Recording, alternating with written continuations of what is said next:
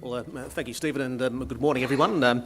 I do, in fact, have a few charts. Some of them have changed since we started this roadshow a couple of weeks ago. When we look at some of those charts, the one on the left here just showing what's happening in the economy, well, the economy has been growing for 26 years, and the good news is that economists like me can go back to talking about that fact again.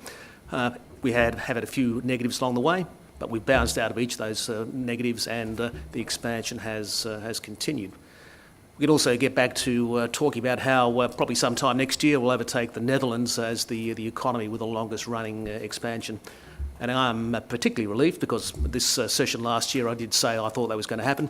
So that's one forecast you can tick off that's actually still on track right now. And we look at the chart on the right-hand side there, it does show you the various economies that have had very long-running economic expansions, and when you run your eye down that list, you'll see most of them came to an end with the GFC about a decade ago now. So it does mean if we take out that top slot, we're going to have it on the mantelpiece, I think, for a very long time because nobody's going to catch us for quite a while. Now, in the end, though, we shouldn't get sort of too hung up on the ups and downs of monthly and quarterly economic data. Our real comfort about the outlook comes from the fact, I think, that some of the big commodity-related headwinds that have been blowing against the Australian economy over the last few years have pretty much run their course. And these charts here illustrate what is going on. They show you the boom and the bust, and they show you that boom and the bust that we've had has been much bigger than any in at least the last 140 years or so that we've been able to get the data. So the chart on the right, falling mining investment, well, it's been a huge drag on spending in the Australian economy. It's been a big negative for the labour market as well. The chart on the left, commodity prices, well, those big falls in commodity prices since they peaked back in 2011 have been a huge drag on Australian incomes. Now, that weak income story, I think, was always really the biggest risk that the economy faced, particularly when you mix it together with the very expansionary policy settings that we still have in Australia right now. Income weakness, it's been there for long enough that it's changed the way people behave, and that's where some of the risks have come through and where some of the risks still lie in front of us, for example. So if we look at corporates, for example, if you're failing to meet the kind of profit objectives you have and you can't do it through revenue, then inevitably the focus goes to costs. Potential negative there for labour hiring, capital spending. Governments that want to wind back their budget deficits, well, if the revenue's not coming through the door the way you hope, then the spending side is where you've got to do a lot of the action. Households, where if your income's not growing very quickly, it just limits your ability to spend full stop. And of course, that income weakness, when you combine that with those expansionary policy settings, low interest rates and the like, well, it's encouraged a lot of investors essentially to take on more risk by pursuing yield pickup and capital gains as well. So I think it's very good news that kind of income weakness that was that really big risk for the Australian economic story does look like it's come to an end. The drop in mining capex is almost complete as well. Now, we heard from the Governor of the Reserve Bank last week, for example, saying that he thought about 90% of the decline was now behind us. And we certainly wouldn't disagree with those numbers. So if you're taking out these headwinds, then in a sense it should be easier for the Australian economy to grow from here. And the part of the story there that I really want to emphasise is the change in the income story. The income dynamics in the Australian economy is shifting significantly, and again, that's going to help the growth story. The chart on the left-hand side here, for example, just shows you how decisive the shift in commodity prices has been since the low point that they reached about this time last year. Well, we're a long way below the sort of peak levels that we saw a few years ago, but we are sitting today about 46% above where we were at that low point. It's generating a lot of extra income for the economy. We're starting to see that come through pretty clearly in some of the economic numbers. And one way for getting a bit of a feel for just how big that income boost is the chart on the right. It shows you what's happening with Australia's trade balance. And in a matter of months, we moved from running trade deficits of about $4 to $5 billion a month to surpluses at the moment of somewhere between $1 and $3 billion a month. And that $5 to $7 billion swing is an indication of the amount of extra money that's now hitting the Australian economy, and that's every month, not per annum. That's every month that we're seeing that flow through. It's already showing up in company profits, and we've certainly seen some encouraging indications in the recent reporting season, and it is starting to appear in government revenues as well. We've now got 7 months' worth of data for this financial year at the federal level, and what it shows is, for the first time in years, revenue is actually running ahead of what the government expected to see at this point in the story. Now, of course, it's not evident in wages at all yet, but there should be some sort of trickle down to that part of the income story eventually. Now, I don't want to suggest the rivers of gold that we used to talk about a few years ago are returning by any means. There will be some wind back in commodity prices. We've already seen that in some commodities like coal, for example. But the good news, I think, is that we can claim the income recession that some commentators have talked about over the last few years is well and truly over. Well, that's fine if we've taken out the negatives. That makes life simpler. But where are the positives? Where is the growth actually going to come from over the next couple of years? Well, we think there's really 4 areas to watch at the moment, and one of those is yet another part of the commodity story. And the fact is, we're now in the stages of a boom in our commodity-related exports, and that's going to continue, particularly as all those big LNG plants are switched on over the next year or two. A lot of growth will be coming from that part of the story. When we look at the data, for example, the chart on the left-hand side here, it just shows you how big that mining investment story has been. Our mining capital stock is now equivalent to about 50% of GDP. It is coming through in resource exports, the purpley coloured line on that chart, and as you can see, plenty more upside to come through from there. The other commodity-related part of the story, I suppose, is to do with the weather. That rain out there that's kind of made it difficult getting around town at the moment has been very beneficial for the rural sector. There is a major rural production boom underway right now. The chart on the right it shows you the weather map that every economist has in their chart pack right now. It may be a bit hard to read, but basically anywhere that's blue on that chart has had above average rainfall. And as you can see, that covers most of the country other than Western Australia. And I look at the numbers. Well, the forecasts for the winter grain crop this year have just kept revising up. And we now expect something like 59 million tonnes of grain production this year. That's a record high. It's about 20 million tonnes higher than last year. It's a lot of extra wheat bix, but it will flow through into economic activity, and of course it'll flow through into the export story as well. Infrastructure spending, as we heard earlier on this morning from Rob, is starting to lift, and that's going to be, I think, an important growth driver as well. And again, just one example that I borrowed from Deloitte's Access Economics from their investment monitor. It shows you the value of committed investment projects in Australia. So these are the ones that have been signed off, they're going to happen. And when you look at that chart, you can see a significant lift towards the end there. And when we go through the detail of what's driving that, a lot of it's public spending related to transport, and particularly in New South Wales and Victoria as well. And I suppose really another sort of commodity-related theme in some ways, well, the fact is Asia's still going to remain very important for Australia in terms of driving growth. But the point I'd highlight there is what's happening with incomes in the Asian region.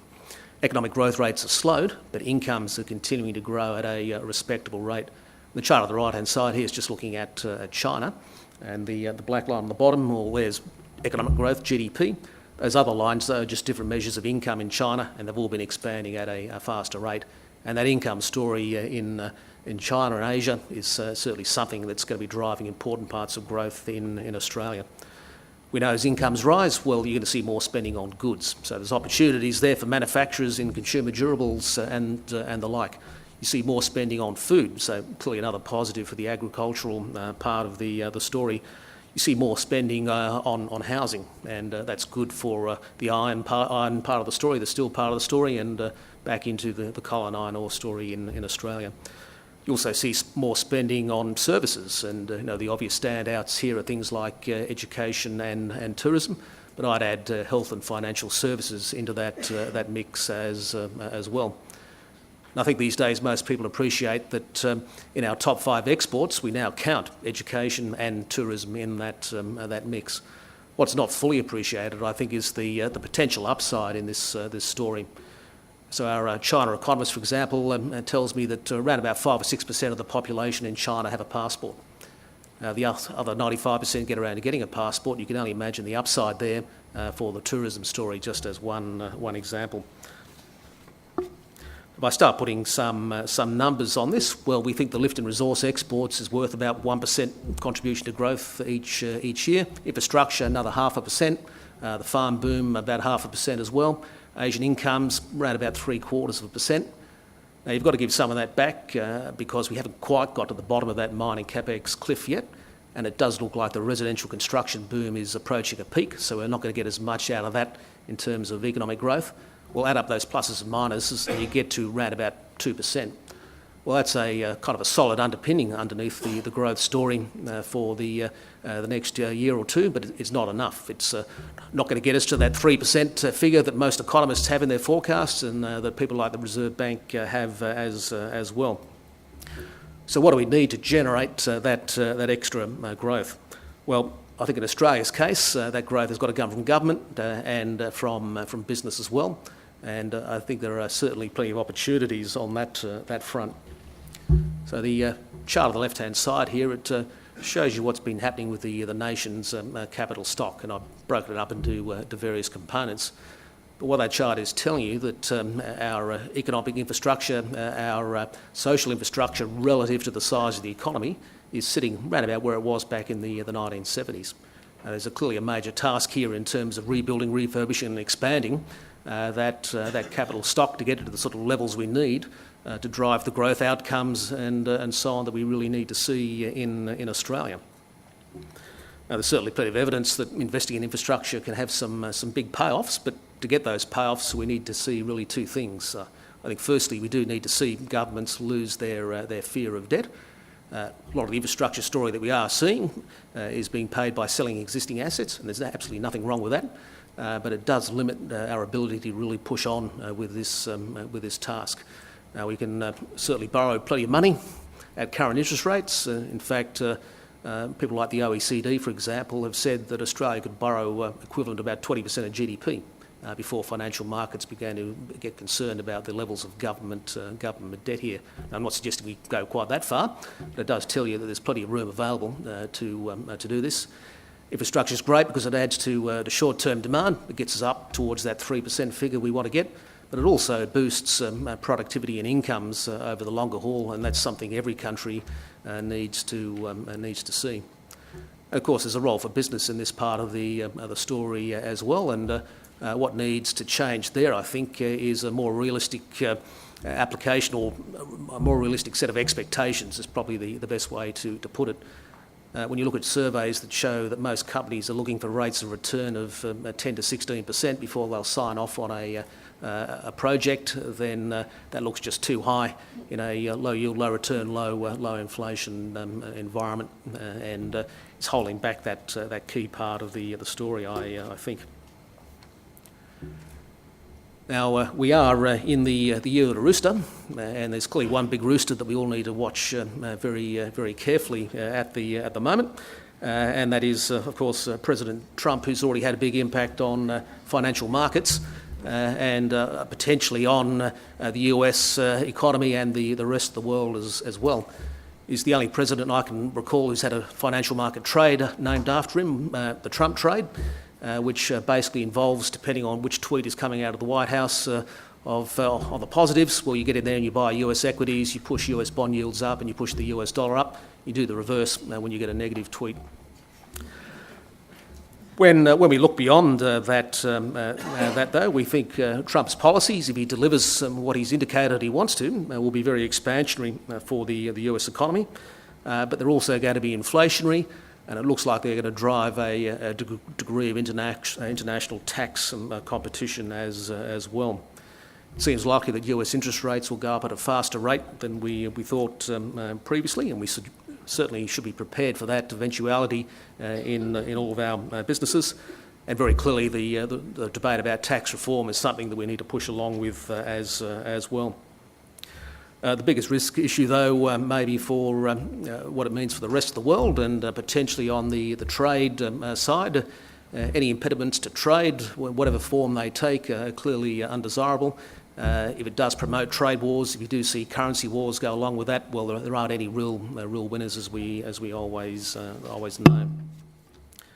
If I just pick one item out of that to focus on, it would be interest rates and the risk of higher interest rates this year. And you might have already picked up that I like long-run charts. Well, this one is the longest run in my collection. It shows you the history of interest rates over the last 5,000 years. It was some work put together by the Bank of England because they wanted to prove that interest rates today have never been as low, and they succeeded in doing that. But what I think they've also done is, well, if you exclude that period on the left-hand side during the Babylonian Empire, the reality is I think what they also proved is interest rates are nearly always low. The real aberration is that period from sort of 1975 to 1995 where interest rates were very high around the world. So when we talk about interest rates going up, we're not talking about going back to those sort of outcomes. Interest rates by any longer run stretch of the imagination will remain very low, and that does have some implications about how we all operate, I think. What it means for households is, well, lifting wealth, more of it's going to have to be done through savings, I think, rather than just pursuing capital gains in our houses. For businesses, lifting profits is going to require a focus on productivity and growth as well. I mentioned the rooster. There's one other animal that I like to finish on today, and that is the elephant. This chart here is called the elephant curve. You can't see why, that's a hint. The reason it's important, I think, is it explains much of the sort of political issues that have become so important in recent years. What it actually shows you is income growth around the world in the 20 years up to 2008, so just before the GFC really hit us. The way to read that chart, the further to the left you are, the poorer you are, the further to the right, the richer you are. And you can see most of those income groups around the world went ahead over that 20-year period. The bit to the left, well, that's that Asian income story playing out. But equally, there's a group there in the kind of the 75th to 90th percentile where they went nowhere through that period. Who sits in that band? Well, it's basically the middle income populations in the advanced economies. So you've got a large group of people there who feel they haven't gone anywhere. In fact, probably feel they went backwards. Can't see any benefits at all. The sorts of things that politicians and economists like myself tell them is good for them, like globalisation and reforms and all the rest of it. So you've got a very large group there of potentially disillusioned people who are large enough that they can produce these surprise outcomes that we've seen last year and potentially again this year. Plenty of elections coming up in Europe, for example. The whole Brexit process will be ramping up this year as well. And in China, there's important rotation in the political leadership coming up towards the end of the year. So the bottom line, I think, is it's certainly going to be a volatile year full of plenty of uncertainties, and we'll see that especially in the financial market space. Thank you very much for your time.